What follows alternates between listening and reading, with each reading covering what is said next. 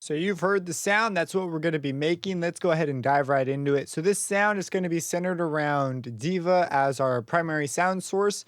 We're going to have some reverb and the delays and those sorts of effects that you heard are gonna be accomplished via some modulation of a filter on a very long reverb tail.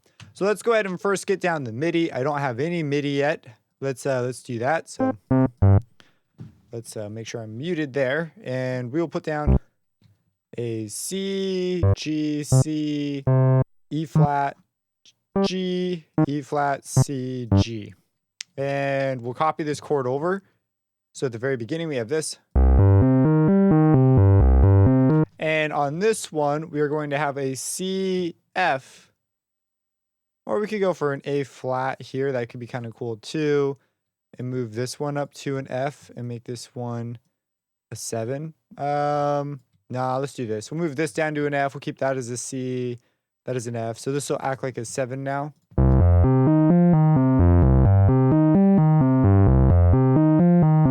And in fact, let's have it do it twice because, you know, why not? And then we'll have it build into a G chord right here. So we'll go G, we'll have these come down to be, well, we'll have them go back up to be G's. This will be a B, this will be a D, this will be a G. So, okay, we've got basically a 1, a 4, 7, or an F7, and then a G major.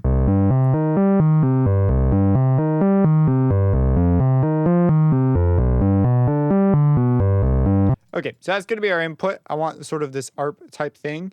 Is that a good tempo? Let's slow it down to like 120. And let's immediately begin to do things with the filter. So the filter right now is, we'll mess with the cutoff in a second here, but let's get the envelope going. We'll positively correlate it so that when envelope 2 is going up, it's also going up. We'll give it a slow attack. And a no sustain, so the decay will determine how it comes down.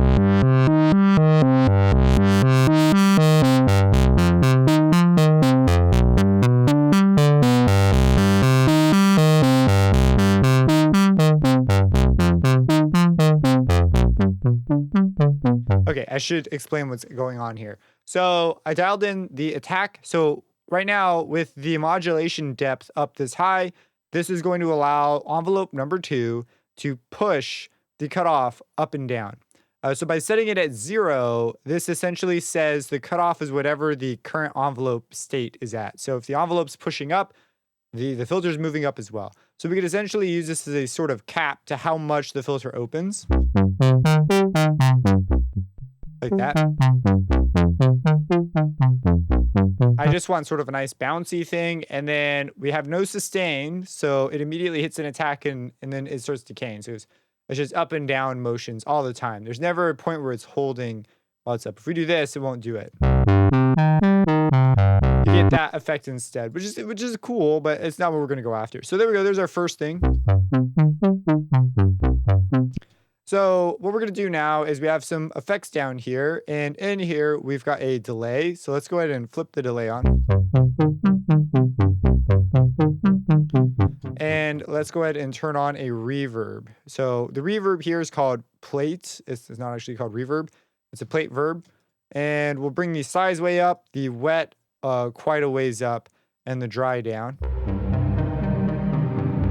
And what I want to do is automate when this turns on and off in a clever sort of way. So let's go ahead and automate this. So in FL, you go to Browse Parameters, and you just right-click on the parameter in the corner, and there it is. So let's have the first note be dry, and then we'll have it turn off. I need to move this out of the way a little bit.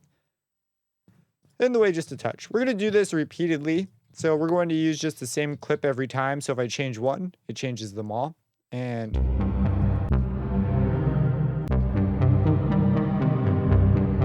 let's have it come down rather quickly.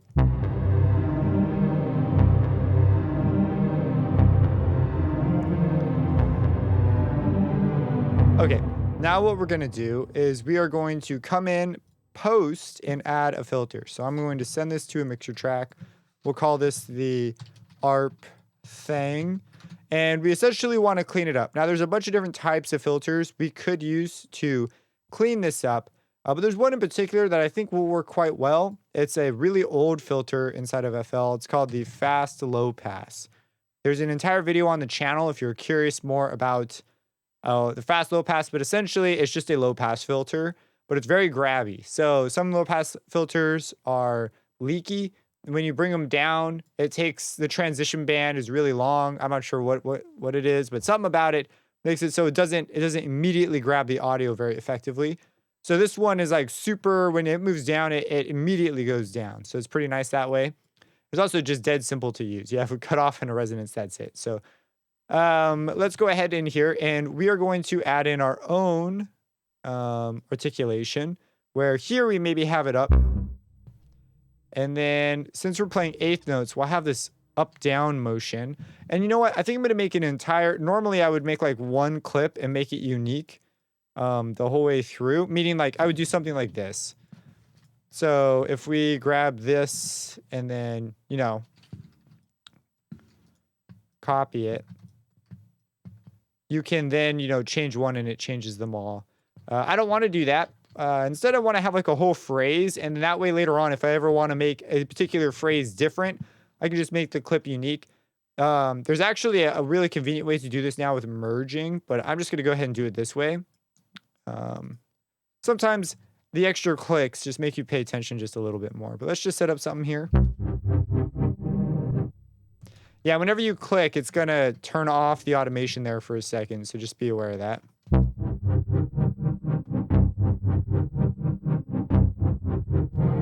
Okay, so I'm immediately realizing we might want to have this be a constant pattern because the grab from here to here isn't smooth.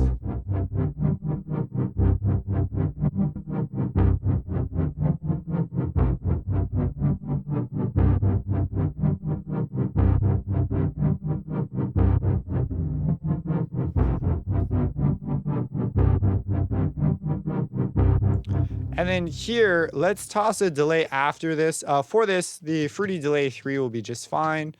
I misspelled that, but you know, you get my gist. We'll just type delay 3.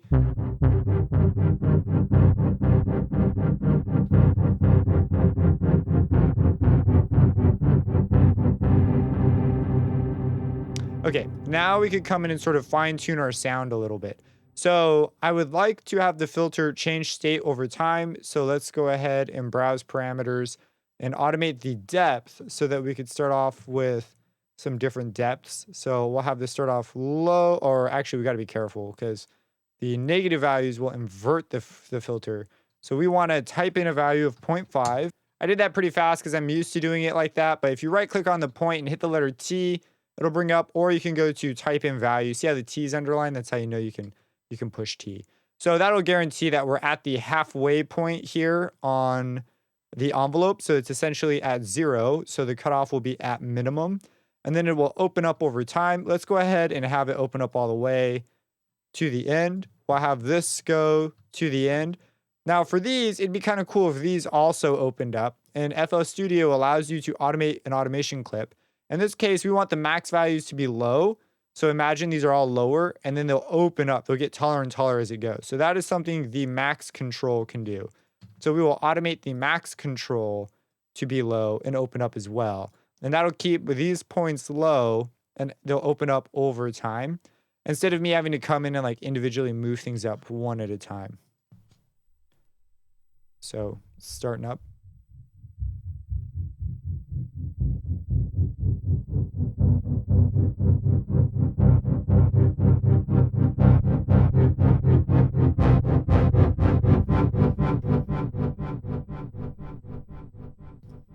wonder what it would be like now if we let it go. Oh, and here we need to set something for it to be all the way up. So we will grab this, take it on down, set a point there, take the point up.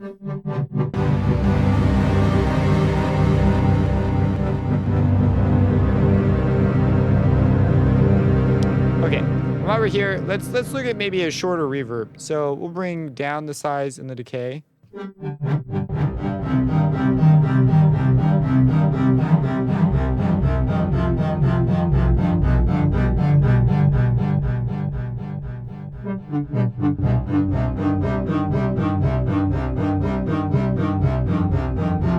bring down the feedback.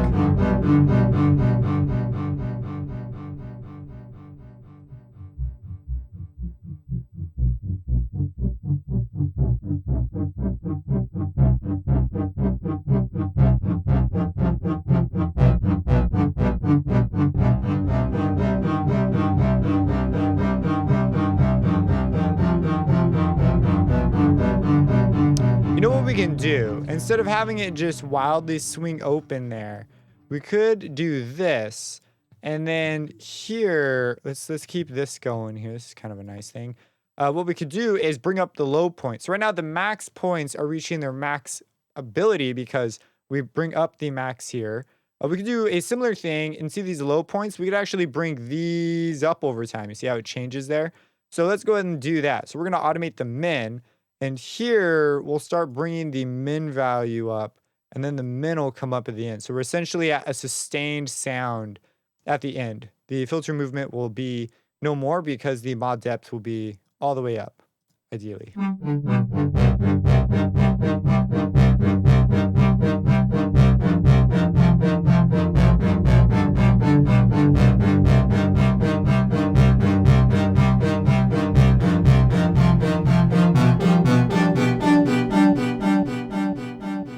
Curious what it will sound like a little higher.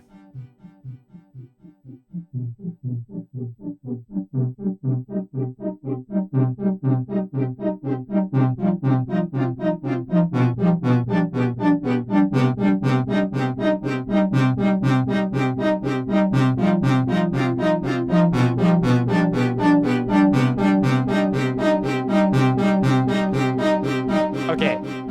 Oh man, it's getting so cool. Okay, so what we need to do now, well, at least my vision, I'm gonna put this out here, or we'll just have this like ring out, just so it rings out at the end. We're gonna have it stop there. What I'd like to do now is let's have a verb also come in with it. For this, a bunch of options. I'm just gonna go with the Pro R, and we'll just have it be 100% mix, all this jazz, and I'm gonna mix it on in the mixer itself. So I'm gonna have this come on, and we'll have this come on near the end here. Like so, and then maybe fade all the way up, even after it's rung out.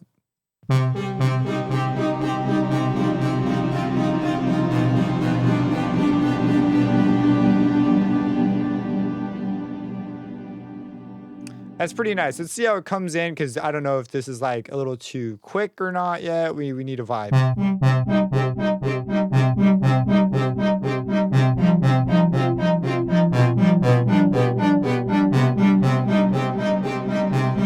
Yeah, that is a little too quick. So let's have it do something like this.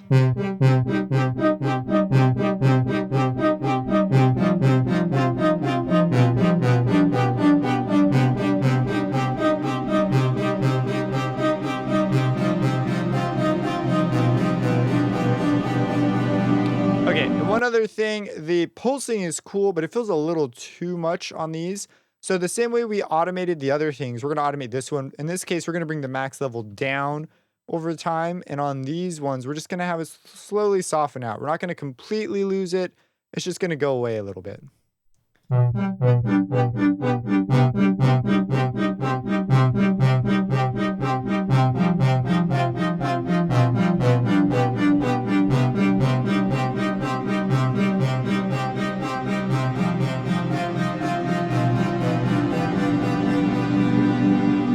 Be a little more severe with it.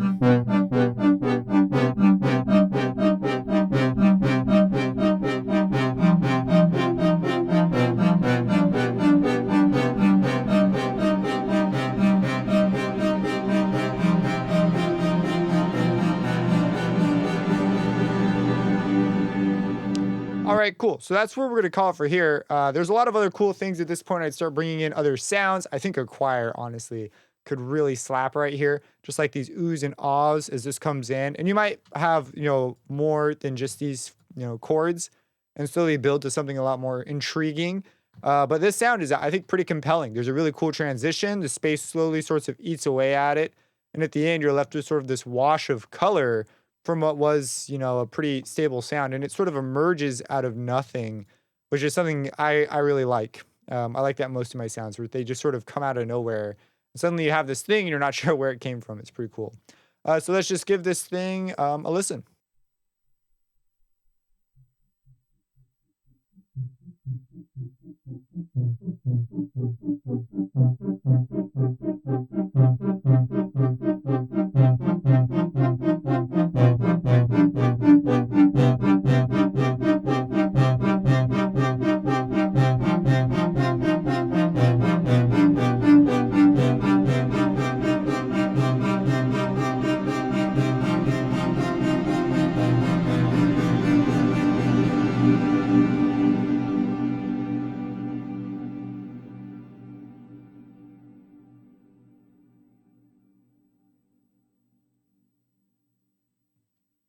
So that's the sound. If you have any questions about what you saw here, let me know. If you have any cool ideas that I could add on to this to really just take it to the next level, I'm all ears. We haven't even considered the stereo field at all. I feel like we could do some really cool things with the stereo field and possibly additional layers, maybe like a shepherd tone type deal. I don't know. There's a lot of ways you could go from this. So let me know what you think down below. Subscribe and hit that bell icon and have a blessed day.